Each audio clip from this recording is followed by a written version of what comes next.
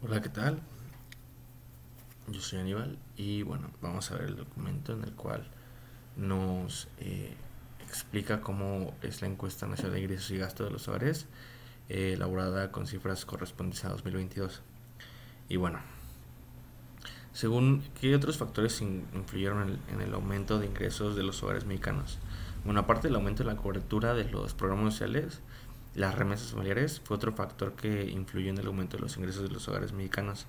En 2002 fue un incremento al salario mínimo, que en particular el componente de ingreso por trabajo se incrementó en el estrato más bajo, lo que contribuyó al aumento de ingresos de los hogares más pobres. Esto se ve en pobreza extrema a grandes rasgos, ya que en hogares con pues buena solvencia simplemente se vio un aumento de gastos del 2%. Eh,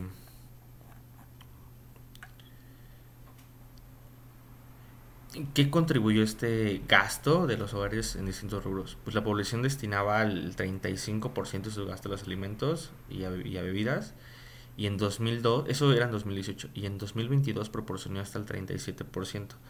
Además, la proporción de gasto de educación y esparcimiento se redujo fuertemente hasta el 9.8% en 2022, el, cuando era un 12.1% en 2018. Sin embargo, pues esto depende también del estrato social. ¿A qué se refiere? Que la gente está gastando un poco menos en educación. ¿Y qué impacto tuvieron los programas sociales y las remesas familiares en la disminución de la desigualdad?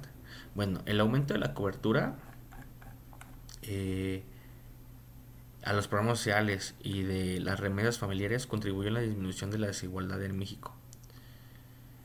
Esto a grandes rasgos. En lo particular, después de la abrupta caída del ingreso en 2020 por defecto de la pandemia, se registró un incremento del ingreso en los hogares, que prácticamente recuperó su nivel en 2022. Además, el crecimiento de 2018 respecto a 2018 fue sensiblemente mayor a los estratos de la población de menores ingresos, como decía. Fue más notorio en los lugares donde literalmente sí era un salario pues, muy bajo. Eh, Tal cual, esto podría ser casi hasta un 10% de la población a nivel eh, real en total, ¿no? Y bueno, esto ha contribuido mucho a la reducción de la desigualdad.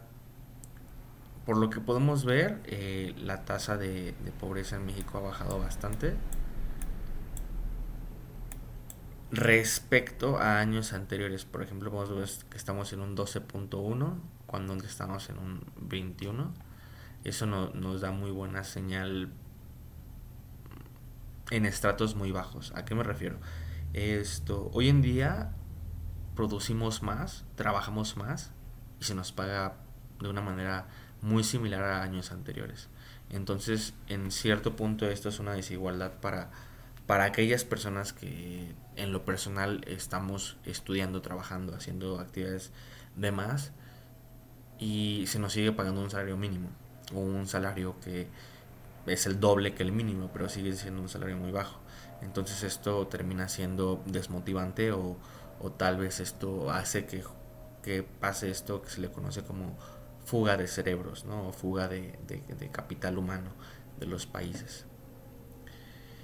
Bueno, podemos ver el ingreso corriente mensual por hogar. Y en este podemos darnos cuenta que el ingreso en cuestión de 2018-2020, el 2018 fue un buen año para el país. ¿A qué me refiero? Básicamente 2019-2021, por lo de la pandemia, fueron años en los cuales pues sí fue una caída muy abrupta de la economía para ciertas personas, para otras fue algo grande. Entonces la comparación de 2018 con 2022 parece muy estable, ¿no? Pero si la hacemos en comparación con 2020 a 2022 se ve un gran cambio, ¿no? Ya que bajó mucho la adquisición de las personas en México, ¿no? Entonces, esta tabla nos muestra que hoy en día los hogares mexicanos están percibiendo 22.437 pesos mexicanos, ¿no? y se gastaron 20,000 al mes. Realmente estas cifras estoy investigando un poco más, no en datos oficiales, que debía haberlo hecho, pero lo podemos ver en las cifras de las personas que están en situación de pobreza y las remesas totales en los países, en los estados en los cuales se reciben las remesas. Y podemos darnos cuenta que también gran parte del ingreso de los mexicanos viene por remesas. En lo personal no conozco muchas familias que vivan de ese método, pero sí conozco familias en las cuales el papá vive en Estados Unidos, paga la escuela aquí y mantiene a la mamá y todo y solo viene a visitar. Entonces, sí llega a ocurrir este tipo de situaciones.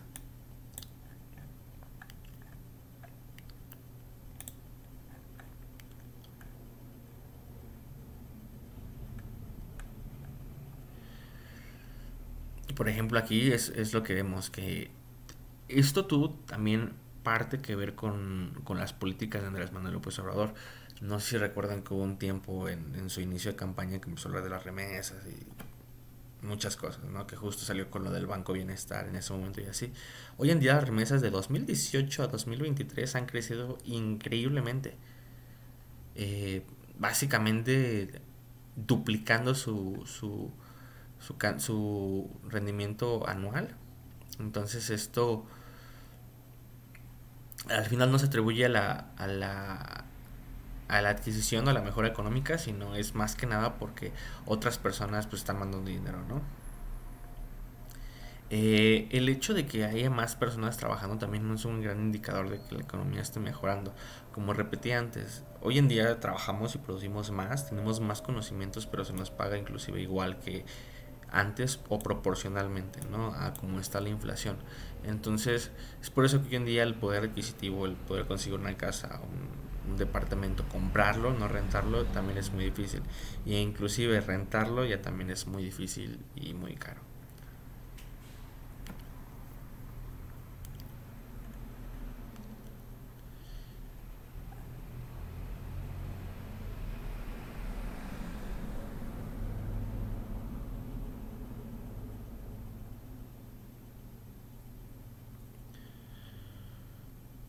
Y pues bueno,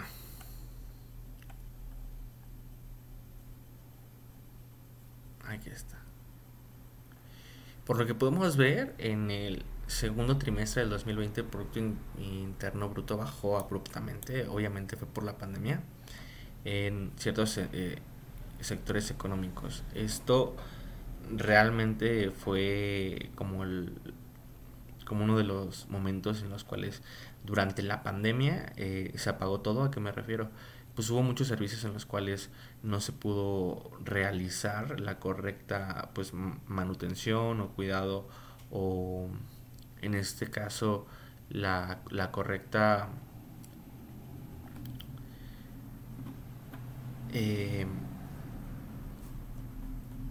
salvaguarda de los empleos o de los empleados, ¿no? Entonces hubo una gran pues, recesión económica debido a pérdida de empleos y desconocimiento de este tipo de situaciones. Pero bueno, en fin, los ingresos mexicanos han aumentado muy poco en comparación a los años anteriores. Se ven en grande comparación con los otros años y las personas debido a las remesas, debido a los programas sociales y debido a qué estrato social pertenecen estas personas. ¿A qué me refiero? Es más fácil ver a 10 millones de personas pobres eh, que reciben un poco más de dinero y que ese dinero representa un 50 o un 60% más de su ingreso, claramente ellos van a poder verlo, absorberlo y trabajar con ello, a comparación de una persona que tiene un ingreso mucho más grande y es menos parte de la población, o sea, es menos visibilizada. Y que este ingreso aumente pues un 2% un 3% a comparación de desde un 10 hasta un 50.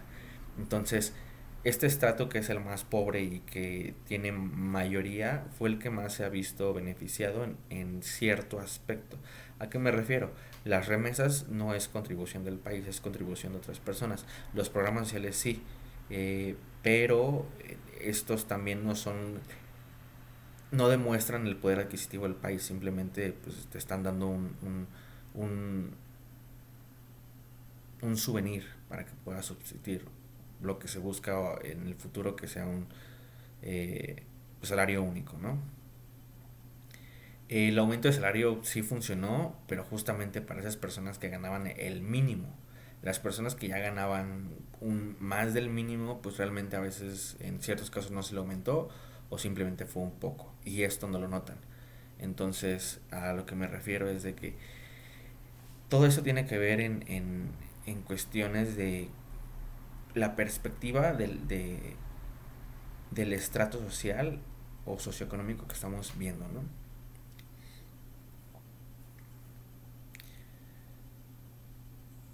Y pues bueno, como podemos ver, al final de 2020 e iniciando 2021, que fue cuando recuperamos lo de la pandemia, 2022 básicamente fue cuando el crecimiento económico en México dio un punte increíble, y esto vino junto con el aumento de salario que se dio a la par en 2020, la propuesta y todo esto, en el cual pues ya cuando la gente pudo ahorrar y tener un poder adquisitivo para gastar, esto dio una punta de muy buena para el aumento.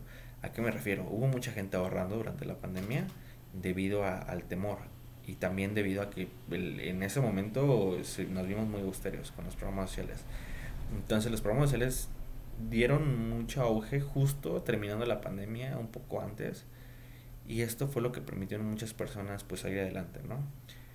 Lo mencioné creo que en mi otro audio, que el programa, por ejemplo, de Jóvenes Construyendo el Futuro, es un programa que tuvo más de 400,000 personas, las cuales no estaban reguladas ante alguna institución en el cual pudiera corroborar que estos datos de que necesitaban el dinero fueran necesarios, ¿no? Entonces, pues bueno, básicamente los ingresos del país se han podido mantener estables, por así decirlo, debido a que hubo un pequeño aumento en el salario mínimo. Los programas sociales aumentaron para personas de escasos recursos y las remesas aumentaron increíblemente. Y esto es básicamente, eh, por no decir el mayor aumento a los ingresos de las familias mexicanas, ¿no? En estratos de clase media alta no es tan notorio. Tal vez podría ser notorio en el aspecto de que hay más empleos y esto sirve para las personas que están preparadas. Pero hoy en día podemos ver cómo México tiene, pues bueno, tanto una